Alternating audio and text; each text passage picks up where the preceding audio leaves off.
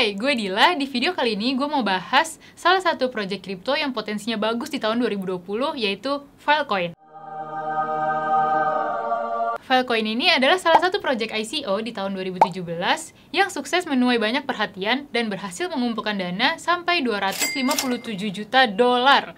Dan Filecoin ini juga udah jadi salah satu project yang paling dinanti-nanti peluncurannya. Emang project ini apaan sih? Penasaran kan? Tapi sebelum mulai, jangan lupa untuk like video ini dan subscribe ke channel YouTube Koinvestasi.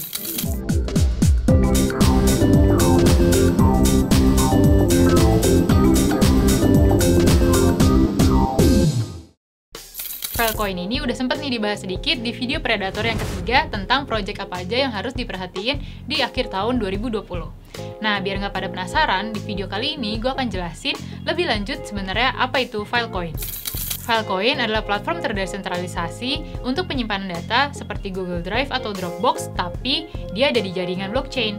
Nah, proyek ini diluncurkan oleh perusahaan teknologi berbasis di California bernama Protocol Labs pada tahun 2014. Di jaringan Filecoin, kapasitas penyimpanan atau storage yang ditawarkan bukan dari perusahaan Filecoin, tapi dari orang-orang yang ada di jaringan tersebut. Nah, seperti protokol blockchain atau platform blockchain yang lain, di jaringan Filecoin ada juga nih yang namanya miners, tapi disebutnya storage miners, yaitu komputer yang bertanggung jawab untuk menyimpan file dan membuktikan bahwa mereka telah menyimpan file dengan benar dari waktu ke waktu. Kapasitas penyimpanan yang tersedia di Filecoin dan biayanya tidak dikontrol oleh perusahaan manapun.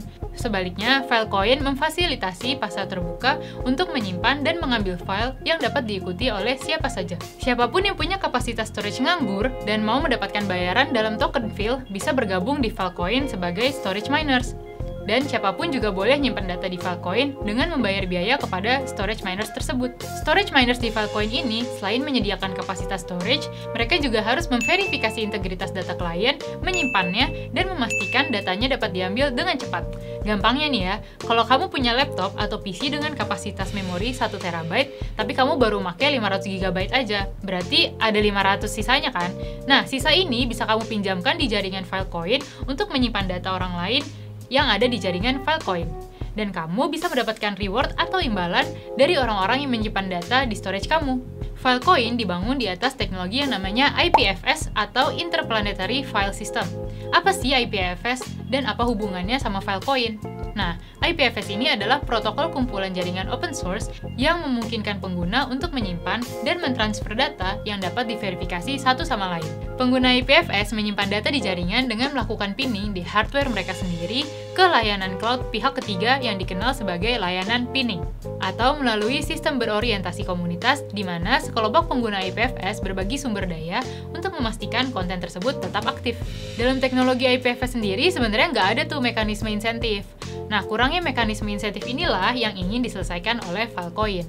Filecoin memungkinkan pengguna memberi insentif pada penyimpanan terdistribusi jangka panjang dengan harga yang bersaing melalui marketplace storage nodes. Tentunya sambil mempertahankan efisiensi dan ketahanan yang disediakan oleh jaringan IPFS.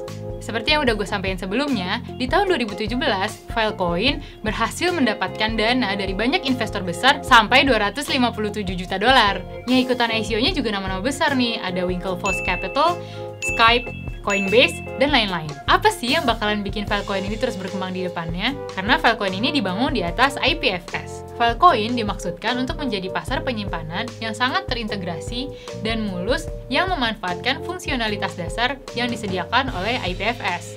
IPFS sendiri udah banyak digunakan oleh perusahaan-perusahaan besar, seperti NASA, Google Books, Wikipedia, dan lain-lain. Nah, pada April 2020 kemarin nih, ada beberapa perusahaan raksasa internet seperti Netflix, Facebook, Google, JD.com ngumumin kalau mereka udah mulai menggunakan IPFS. Inilah yang bikin antusiasme orang-orang terhadap Filecoin tinggi banget, bahkan sebelum mainnetnya diluncurkan.